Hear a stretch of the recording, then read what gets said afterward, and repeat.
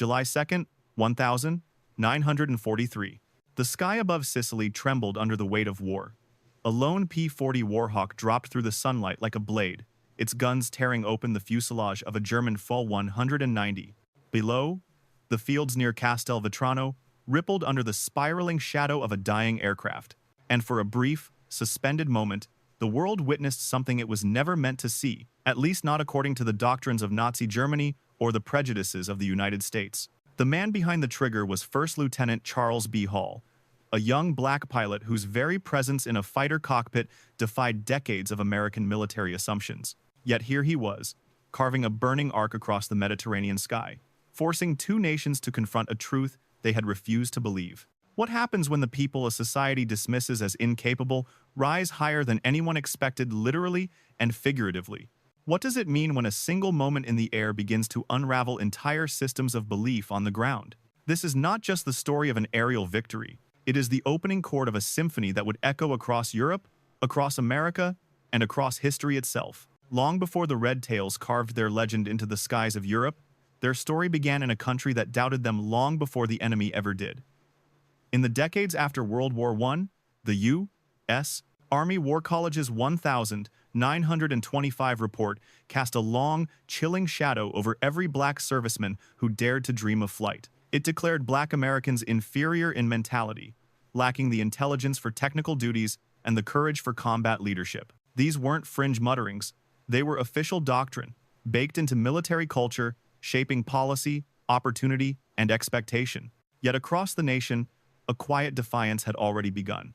Eugene Bullard had crossed an ocean to fly for France in World War I when his own country refused him. Bessie Coleman traveled to Europe to earn the license no American school would grant her. At the Coffey School of Aeronautics in Chicago, black instructors trained pilots with the same precision found in any elite civilian program. Every flight they completed was a rebuke to the assumptions written into that 1925 report. As storms gathered over Europe in the late 1932s, the contradiction between American ideals and American segregation became impossible to ignore. Civil rights leaders, Walter White, Philip Randolph, William Hastie, pressed relentlessly. Black newspapers demanded accountability, asking how a nation preparing to defend democracy abroad could deny it at home. Their pressure forced an opening. Public Law 18 inches 1939 ordered the inclusion of black institutions in civilian pilot training. It was not equality, but it was a crack in the wall. When Franklin Roosevelt sought a third term, political necessity widened that crack. In January 1941, the War Department announced the formation of the 99th Pursuit Squadron, an all-black flying unit, an experiment designed as much to confirm existing biases as to challenge them. Into this crucible stepped Captain Benjamin O. Davis, Jr., a man shaped by 4 years of silent isolation at West Point, where white cadets refused to speak to him outside of official duty. His resolve, born in loneliness, would later become the spine of an entire fighter group. Training at Tuskegee Army Airfield was brutal by design. Cadets flew more hours than their white counterparts and faced a 60% washout rate.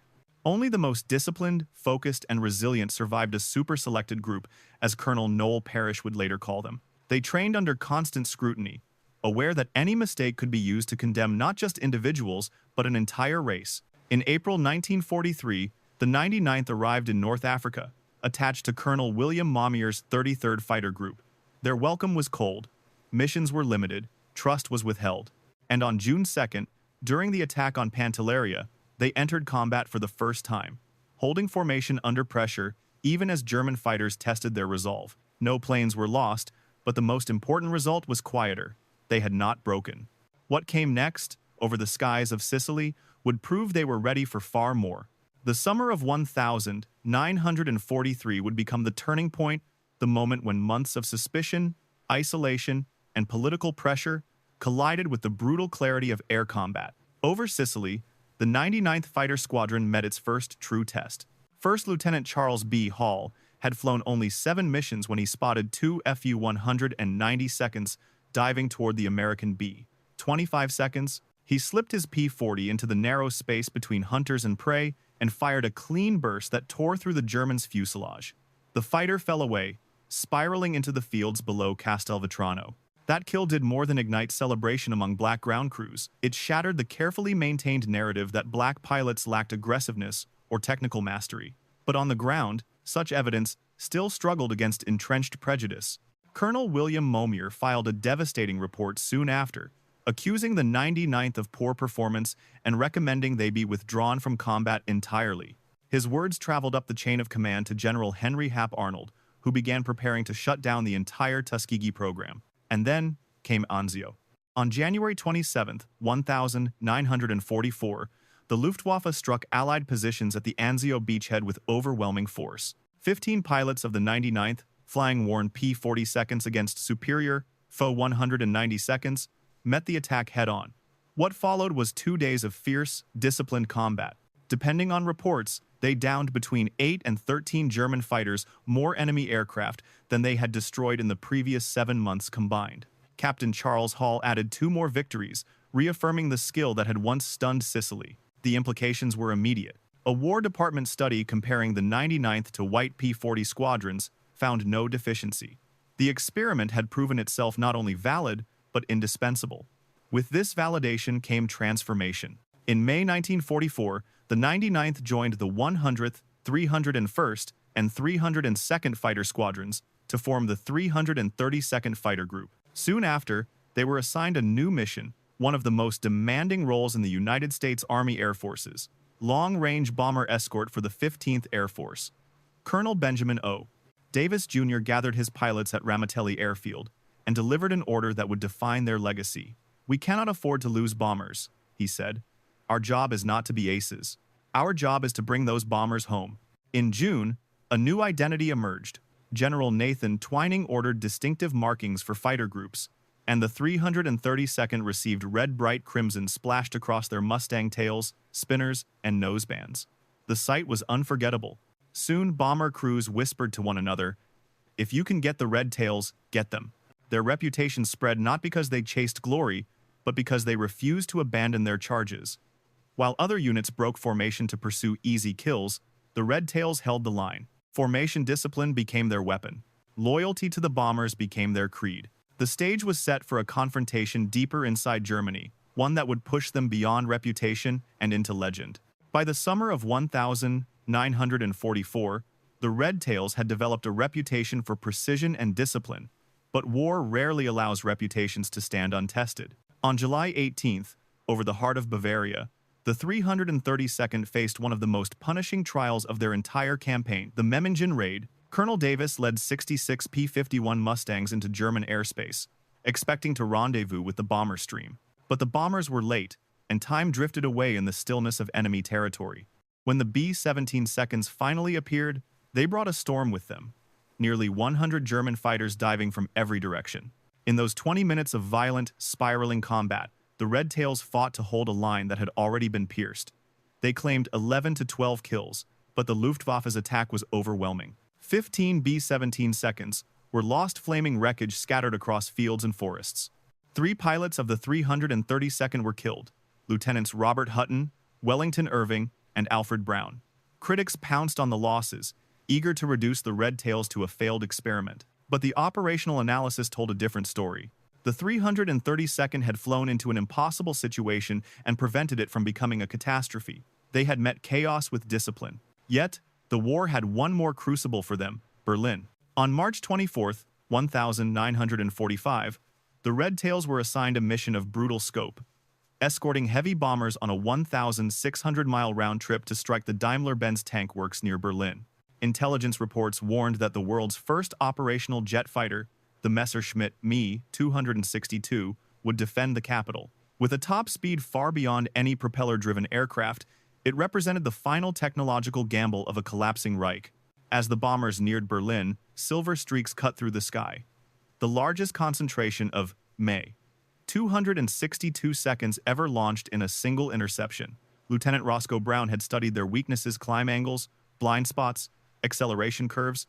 Instead of chasing the jets directly, he angled his Mustang into the path of their turn, catching one in a sliver of vulnerability. His burst was measured, deliberate. Within seconds, the pilot bailed out, a dark figure falling against a pale sky. 2 more jets fell that day to Earl Lane and Charles Brantley. 3 Me 262 seconds in one mission, more than most American groups destroyed in the entire war. For this, the 332nd earned a Distinguished Unit Citation. But triumph in the air could not soften the truths waiting on the ground. 32 Red Tails became prisoners of war. Among them was Lieutenant Alexander Jefferson, shot down while strafing radar sites in southern France. At Stalag Luft 3, he found himself treated as an equal among white American POWs, an irony that haunted him. "Here I was in a Nazi prison camp," he recalled, "being treated more equally than I would be back home." When he finally returned to the United States, he was immediately segregated at the disembarkation point. The cost of the Red Tails service was written in more than statistics, but the numbers remain stark. 66 killed in action, 32 captured, 84 more lost in training accidents. These were not abstractions. They were lives cut short, stories unfinished, futures surrendered to the weight of a war fought on two fronts. And yet, their sacrifice only sharpened the truth the world could no longer ignore. Across the shattered skies of Europe, the Red Tails' combat record became impossible to dismiss. Internationally, even Germany, bound by its own racial dogma, could not ignore what it witnessed. Luftwaffe intelligence briefings began referring to the red-tailed Mustangs with a begrudging clarity. Schwarzer Vogel mentioned the Blackbird men. It was an acknowledgement born not of admiration, but of necessity. In the cockpit, ideology offered no protection. Skill did. To Allied bomber crews, the perspective was far simpler. They cared nothing for the color of a pilot's skin, only for the color of the tail guarding their flank. Stories spread through the 15th Air Force of tight red tail formations, of Mustangs that never abandoned a damaged bomber, of wings that dipped in a silent greeting before settling into a protective arc. These weren't myths. Air Force historian Dr. Daniel Hallman later confirmed the numbers. 27 bombers lost under 332nd Escort compared to the 46-plane average for other P-51 groups. In the arithmetic of war, that difference was measured in lives saved. Back home, the reaction was more fractured. Black newspapers carried the red tails on their front pages, symbols of the Double V campaign, victory against fascism abroad, and victory against racism at home. But mainstream white publications often omitted their achievements or buried them beneath other headlines. The War Department itself rarely highlighted their success, unwilling to confront the contradictions it exposed. Yet politics could not resist facts forever. The Red Tails' flawless discipline and strategic effectiveness became part of a broader conversation about the future of the U.S. military.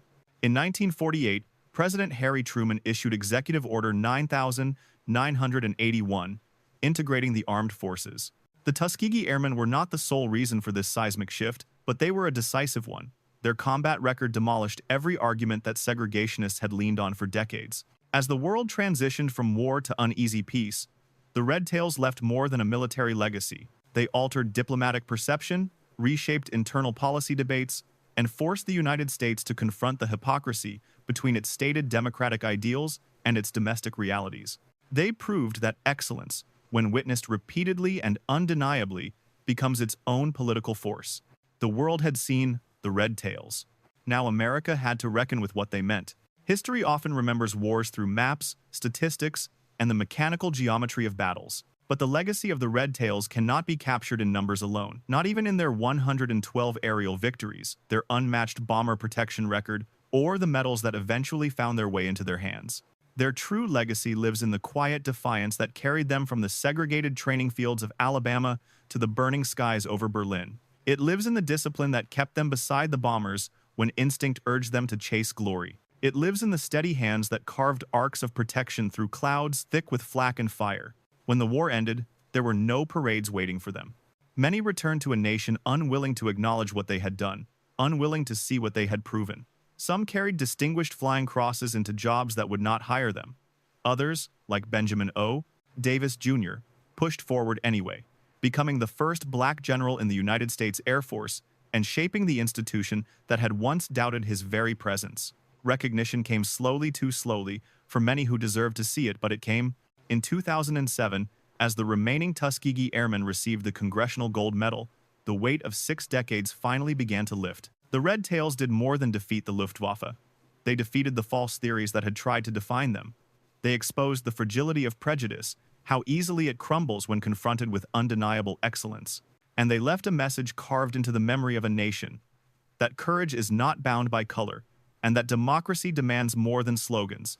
It demands proof that freedom belongs to all. Their story asks us a question still relevant today. What truths do we ignore when we allow fear or bias to decide what someone is capable of? The Red Tails answered that question in the only way warriors can. They flew, they fought, and they came home carrying the evidence in their logbooks and on their wings.